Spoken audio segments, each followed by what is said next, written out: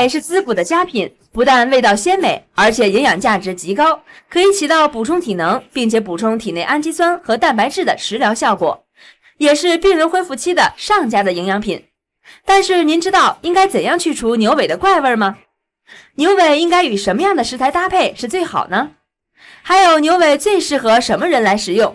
再加上食用牛尾时有哪些禁忌呢？精通营养知识的顾老师会给我们逐一解答。欢迎收看本期的健康新时代。走进健康新时代，快乐生活吃出来。您现在正在收看的就是每天带给你好味道的健康新时代，我是大嘴。说到牛尾，李时珍在《本草纲目》中曾经记载过牛肉一身是宝，不管是牛肉、牛心、牛肝还是牛髓，包括牛的蹄筋都很有营养。而且牛尾它曾也是浓墨重彩的写过。那现在在韩国呢，也是认为牛身上最精华的部位就是牛尾。那今天健康新时代就教你如何来做牛尾，给人请来的大厨是叶大厨，欢迎叶厨。大家好。牛尾被公认为是很有营养的一种食材，那么究竟有什么样的营养呢？给您解答这些问题的是给您请来的是顾平顾老师，欢迎。大家好。牛尾我们之前已经给它先用这个水煮的好久对，为了利于它成熟。对，那今天用它来做的两道菜品，第一道是什么？西红柿红酒焗牛尾。西红柿红酒焗牛尾，现在就教你来做。好。这边我们已经把这个牛尾大概煮了多长时间？能煮到现在这种程度？已经煮了20分钟了。闻起来的时候，说实话，虽然说牛尾已经很烂，但是依旧有牛尾的那种腥气。对，大厨，这个大厨知道，这个味道对于很多主妇来说是一个难题，怎么去这个味道？大厨以后教我们，好不好？好嘞。这道菜咱们把西红柿整个切成一个石头花刀放进去。对，我们要先把它烫一下，然后把这个西红柿的皮去掉。把皮去掉。对，为什么要去皮？因为这个皮吧，第一，我担心它有这个农药残留，然后再一个就是食用起来的时候不是很方便，老是吃西红柿，我不知道大家有没有感觉，吃到嘴里老是要往外吐皮，对，尤其是西红柿蛋花汤，对，西红柿蛋花汤。但我在想，大厨，这道菜是一个需要久的来煲的一道菜，对，时间稍微可能要长一些。是不是一般我们需要久炖西红柿的，都需要把皮去掉？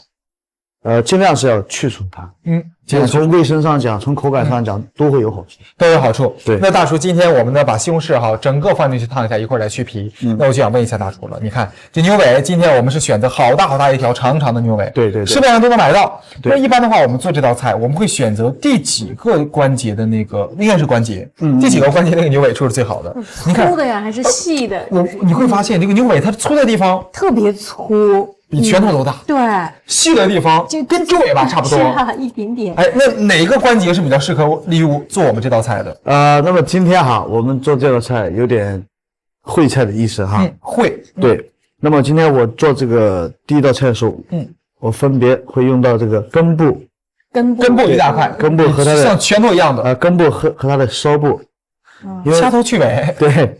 用它的这个头部和尾部，就是梢部和根部，因为它这个造型不是很好看，要么就太细，或者就是太粗，没错，这样的其实适合做一些汤类的一些菜，煲汤煲汤看不出来，对，煲汤这样。我们今天就用掐头去尾这两个部位，就是说把那些最精华的部位呢，用来做烧的方式，对，或者说我们一个肉一个肉，像咱们做排骨用肋排，没错，比较好看，就是这种感觉。对，就像我们煲汤一样，我们煲汤可能会用到脊骨，没错，对吧？对，然后烧排骨我们可以用到肋排，啃起来也容易，对，是不是？那我想问一下大厨，这一招算不算是一个去西红柿皮的好招？对，你看我这一招，我刚才在偷看的时候，我在想，其实看一下，我们用手这么轻轻一撕，就能把这西红柿的皮撕下去，就相当于是过完了水之后，这个西红柿的皮自己脱落了。对，我在家以前扒西红柿皮的时候，我老想，哎呀，怎么用个很快的办法？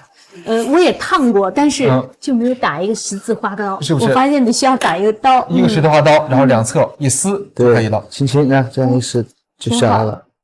这个方法挺好的。老师，我问一下你，西红柿的皮，相对来讲营养素要比西红柿肉要多吗？应该是多一些，因为所有的水果呀、蔬菜，它的皮的这个部位吧，肯定是含钙要高，钙质。那么，而且其他的营养素呢，也都会稍微浓紧一些。不过我们现在呢，可能因为食品卫生问题，大家还是希望呢最好把皮去掉。比如说咱吃苹果，最好是有农药一些，有农药残留肯定是要有一些，所以最好呢去掉薄一层皮。哎，那么你比如说有的人就说，哎呀，那营养就不够了，我们就吃不到。咱现在吃东西多了，还有个量的概念。没错，过去时候咱就吃一个西红柿就没了，现在我们可以吃2颗。没错。这是个方法。把这个皮去掉了，然后我们这边给它改个刀，改一下。好，我们今天要把这个西红柿切成大块吗？切成丁儿。对，其实烫的过程不是给它烫熟，就是烫个皮。对，那今天我们的牛尾哈，你看，之所以要把它之前呢先煮一煮，就是因为呢是要让它成熟的时候更容易一点点，是不是？对。那我想问一下老师，现在这个韩国人啊，可以说牛尾汤是他们国家的一个很风行的宫廷菜。对，以前是给皇帝专供的，宫廷大菜。没错，现在他们的韩国的普通百姓人家也经常会煲牛尾汤，是没错。包括现在很多韩料店里面做牛尾汤都是一绝特色，而且很贵。是。究竟牛尾有什么样的营养，值得这么多人热烈的追捧？实际上呢，要是讲牛尾的营养呢，我们就可以不妨把它看成2部分。一个就是牛肉的营养，还有一部分呢就是它的骨髓的营养。骨髓，对，这2部分就是牛骨头里面。牛骨头里面的髓。你像我们牛尾就是2部分，里面有一个髓腔，然后呢有肉。那你像传统上讲，牛肉就是补气养血的，那么补中益气非常好的作用。那么骨髓呢，就是补益填精作用的，养肾。补益填精。对，填精，对我们的这个精血呢比较好。所以加起来它的作用呢，就相当于你在吃牛肉加上骨髓。那么它的作用主要就是强身体，那么而且呢补气血，能够壮筋骨，补气血。对。那就是说，它等于是滋养作用很好，而且是个综合的滋养作用。综合的滋养作用就是对你的气血也好，对你的筋骨呢也会壮，所以就会让人强壮的作用。那我明白了。那其实这道菜哈也是适合秋冬进补的。是。一般在韩国、日本，他们的很多菜都讲究滋补。讲究滋补，讲究节气。没错。而且呢，讲究时令。那在这个季节，很多朋友都想吃到热乎乎的，咱这道菜就是个首选。这边说话间，大厨已经将我们的西红柿哈，去了皮的西红柿切成这个小的丁了，对，小块。接下来我们在锅中来点油，我们要先炒一下我们的，一点点油，先炒西红柿吗？炒我们的牛尾炒它。好，来一点点油，我们加一点点姜，于是调一个姜油。对，我们今天做的这个菜要先把这个西红柿先煎一下。对，先要煎牛尾。那今天我们的牛尾呢是之前焯过血水的，一会儿我们要给它煎一下。反正是煲汤，为什么还要把它再煎一煎？对，我们是把它炒一下。目的是炒一下，然后这样更香，能更香一点。对。你知道我一般喝牛尾汤会发现这个汤头很浓，对，有的时候能熬出来那种白白的汤汁。那大厨这个能熬出白白的汤汁，它的诀窍在哪里？为什么能让那个汤汁变那么浓呢？一般的牛尾汤我们是要把它熬成清汤，这样比较好一些。要清汤的。对，好，这个时候我们可以加入我们的红酒。牛尾汤要清汤。好，来红酒。对，我们的红酒大概多少呢？大概在100克。100克，也就是2两，2两左右的红酒。对，这个对酒的选择有没有要求？比如说必须用好的酒，或者说怎样？很普通的干红就可以。干红就可以。对，好。加这个酒的目的主要是为了突出什么呢？第一是去除它这个牛尾的烧腥味儿。好，然后让这个牛尾增加的香度。那我觉得今天大厨你这个红酒是一个秘密武器。是。在家里面如果说做过牛尾的朋友们一定会知道，牛尾这个骚腥气太难去除了。对，哪怕你用八角、用桂皮，也感觉压不住它。对，因为这个牛尾它本身那个味道太重了，是不是？那很多人就会觉得自己不会做，那算了。那你别忘了，有这个秘密武器红酒下去，就能够中和这个味道。用红酒就可以。对，好，因为之前我们在煮第一遍的时候，我们会加入一些白胡椒粒啊，大葱啊，姜啊，料酒，先把它煮一遍。好，第二遍我们再用焗的时候，我们再用红酒再去它。那我们一般的话，比如说在家里做一个什么，比如说带点野味的食材，这种养殖的一些大雁呢之类的。那这种食材我们为了去腥气，可不可以加点红酒？像这种食材吧，它就不适合加这个红酒。你比如说大雁，它这个土腥味，如果加二锅头的话，或者是啤酒的话，效果可能反而更好。那有没有一个规律？比如说什么样的肉适合红酒，什么样的肉适合加白酒，或者说加一点这个花雕酒什么的？其实没有一定的定律。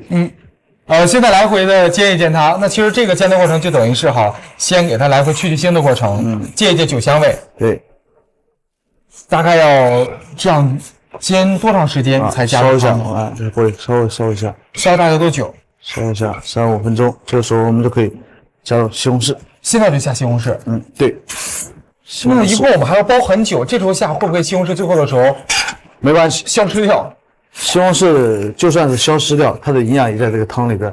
就是说我们主要是借这个味道，对，不见得真的要吃到西红柿的肉感，对，可能在汤中就有味道了。西红柿呢，它不怕高温的，因为西红柿里面有一些有机酸，这个有机酸呢，它是一个稳定剂。可以帮我们把维生素 C 啊什么都能够很好的保留，所以一般咱们做西红柿的时候都建议是熟吃，熟吃呢一些番茄红素啊什么都能溶出，所以呢西红柿你看我们做西红柿汤啊，做西红柿炖牛腩啊什么的，西红柿炒鸡蛋，西红柿炒鸡蛋都可以高温，都可以高温，无所谓的，而且熟了吃之后利于它营养的吸收。对，这边我们已经将汤加入了，这个汤大概的量是多少呢？大概就是1000克，1000克左右。对，好，这个时候我们就把它盖上锅，这时候就可以了。那现在我们这道菜基本的过程就已经完成了。对，盖上锅需要焖它，最少是2个小时。 2个小时，够久的，够久的。小火焖上2个小时。之前焯水的时候就得焯20分钟吧？对，把血水焯出20分钟，然后我们再焖上2个小时。这时候焖的时候要小火吗？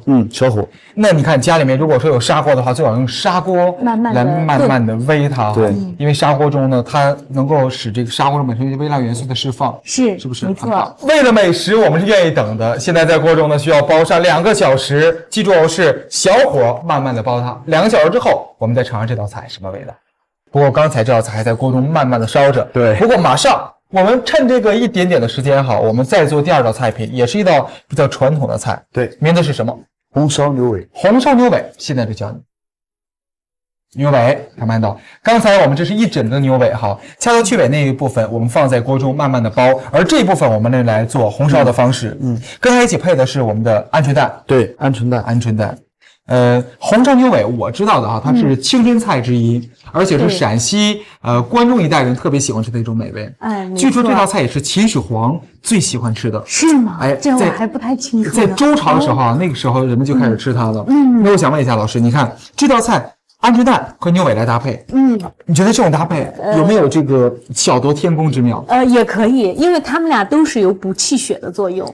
那么都是补气血，然后壮筋骨的，所以一般呢，像我们讲的，要是从现代营养上，那么鹌鹑蛋里面的营养成分是比较全的，也就氨基酸配比比较好。氨基酸，氨基酸的比例很合适。那么你像牛尾呢，它是胶原蛋白比较偏多的，那么可能会缺少一些氨基酸。没错。但是跟鸽子蛋啊，或者是鹌鹑蛋啊，或者是这种鸡蛋类的东西一起补呢，那么就可以有互补作用了。互补的。对，氨基酸互补，所以可以提高它蛋白质利用率。这道菜呢，我想说大厨，我们把它煲完之后，是不是也要把这个牛尾先炒一下，然后把这个蛋放进去，然后一起来烧？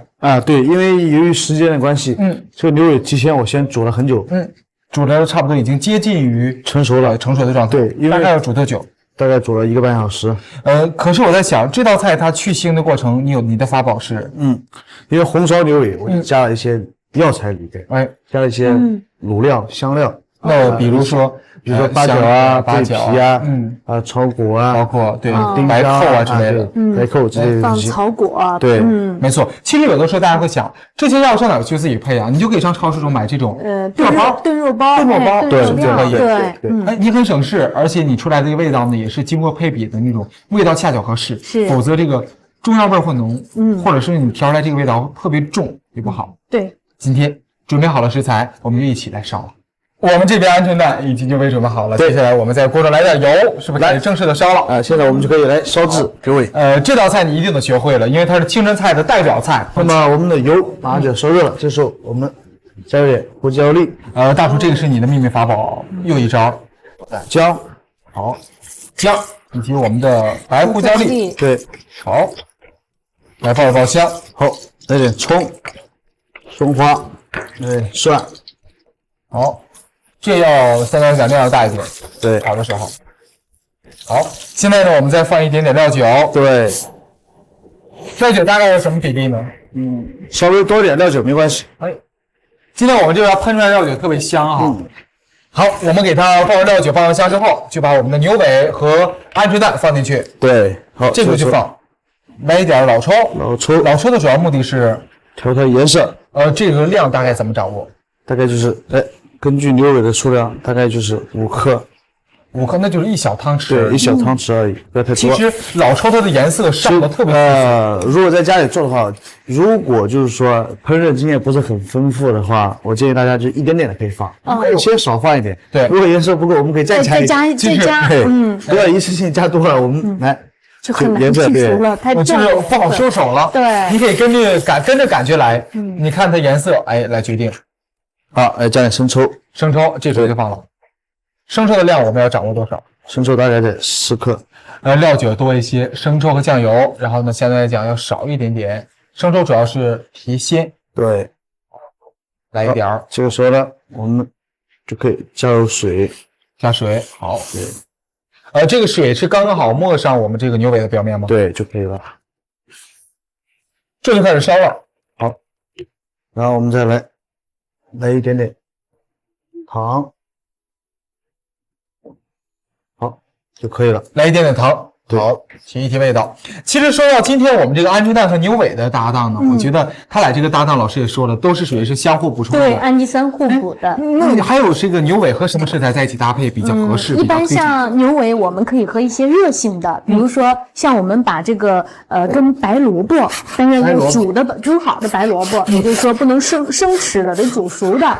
而且呢，我们可以喝一些什么呢？你像我们广东有一个特别好的滋养的牛尾汤，就是里面要放黄精。黄精也是一种我们中药材。那么黄精、枸杞这2味药材呢，都是补气的。而且呢，你像这个韩国人还喜欢放人参。那也是补气的，都是补气血的。那么这些热性的食材呢，放到一起啊，对于牛尾汤的作用啊，有推波助澜的作用。就属于是像药引子一样。对，像药引子一样，是最好的食材。那么要是一般普通的食材，你也可以在家里炖一点什么，放一点胡萝卜呀，放一点你自己喜欢的东西啊，搁里面煮也可以。其实最好就是热性的。可我在想老师，你看牛尾它本身是一种滋补的食材。对。要是我理解的话，它肯定是属于热性的。热性的，对。它本身热性。再加点热性的，会不会上火特别的严重？是啊，因为本身咱们牛尾就是要秋冬季节就要让它上火的，就是比较滋养的作用。滋养的，对，它适合那种体质比较虚寒的，比如寒性体质，或者是你像一般我们这个大病初愈，这个女性生了孩子以后产后，我们都需要给她喝这种黄精牛尾汤，都是非常好的一种大补的作用。所以本身呢，这些人身体素质就是良性的，所以它不会上火。怪不得哈，在韩国的宫廷里面，皇帝特别喜欢喝，对，特别喜欢喝这个牛尾，包括参鸡汤。对，没错。参鸡汤也是一个道理，也是鸡和这个人参的搭档。对，鸡和人参，咱们这个牛尾也是要最佳搭档，也是人参，我们也可以放人参。对，我们的牛尾，在家里面放进去。是，但是呢，就是牛尾它不适合和什么搭档呢？比如说我们一些比较凉性的，像虾呀、海鲜。还有鱼什么的，这些东西呢，我们吃的时候就不要太多，这样它的补的作用就互相抵消了。而且你喝牛尾汤不要吃生冷的东西，比如我这边喝的牛尾汤，那边还在吃的生水果啊，吃的空调，对，那样是一些就是瓜类泻火的东西，那样就不合适了。适得其反，反而是造成自己身体的不适。没错。要滋补，咱就彻头彻尾的滋补起来。那这个冬天呢，屋子里面暖和乎的暖气，是，然后呢，喝的汤，然后有壮筋骨的作用。像我们这个牛尾里面的这个骨胶原啊、软骨素啊，都是壮骨头的。钙呢也是补骨头的，所以到春天的时候，你的身体就非常强壮了。听起来说，我觉得这个是滋补的良方，像是药材一样，真的棒。对。那么这边我们开火给它烧着，大火开锅。是的，然后小火收，对，然后大火再收汁，对，不是。那我大概这道菜要烧多久？大概15分钟，10分钟到15分钟左右。那现在呢，我们锅中就将那个牛尾和我们的鹌鹑蛋一起在锅中慢慢的烧着，然后呢，一会儿10分钟至15分钟之后，我们尝一尝这2道菜一起出锅的味道。2道菜一起出锅，好不好？大叔，这边烧的也差不多了，烧的差不多了。OK， 2道菜都是牛尾大餐。我相信这个冬天有这2道菜出现的时候，如果能天天吃，春天的时候又很壮实了。我觉得如果说能天天吃这两道菜，真的是够幸福的。是呀，是的，哎，咱这出锅这还要勾个芡。是不是？好，这个烧好之后，你会发现哈，这个锅中啊，它已经基本上没有多少水分了，没汤汁儿了，只剩一些浓浓的一点点底儿在底部，大火要收汁，是不是？对。而且我们这个鹌鹑蛋已经变成金黄色了，有点像卤蛋的感觉，对，像卤蛋，卤鹌鹑蛋的范儿。是的。好，加点小葱，放一点小葱段，香葱段。其实你看这个牛尾呢，它从头到尾啊都会考虑到这个腥臊味。之前我们在焯水的时候呢，放入一些辛香料、香辛料，对。然后我们爆锅的时候用白胡椒，包括姜，包括我们的葱蒜。是。然后我们烧它的时候呢，火候很强。然后最关键一点的是，出锅前还要来一点香葱，增香的小香葱，增香，大火收汁。好，可以了，出锅了。好嘞，迎接我们的牛尾，一大块一大块的。我在看它的时候，我在数数。一会儿你要吃肉，没错，我吃鹌鹑蛋就好了。说的感觉好像真的是这个牛尾很诱惑人，很诱惑人，大家都不想放弃它。是啊，都要吃。看着今天我们这个牛尾烧的非常软烂。对，我们的鹌鹑蛋哈，你看，其实烧的时间就15分钟至20分钟，但是它这么利于它上颜色。一般我们在家里发现煮鸡蛋的话不会这么容易上，因为它有鸡蛋皮嘛。你如果把它蛋皮扒了，我们南方有道菜叫虎皮蛋，就把蛋皮给它扒了以后放锅里稍微一烧，然后给它炸一下，就这个颜色。看到没有？这是咱今天给你带来第2道菜，一道经典的传统的清真菜红烧牛尾已经上桌了。咱这边呢，锅中还有一道，一起给他们请出来，一起为你尝一尝。好嘞，这边我们放在一边。锅中的汤汁哈，基本上呢已经哈有一些西红柿的那种浓汤的感觉了。对，很多西红柿，超有料的一道菜。一定要保留好汤汁，我要喝牛尾汤了。我觉得这道菜你看哈，它有一大特点是什么？就是说它这个西红柿熬到最后，不管有多烂，它也没有西红柿皮。是的，太棒了。好，这是我们的调味。出锅前调调味。对，好，少许的盐，来一点盐，胡椒粉，能够闻到有些牛尾的香味。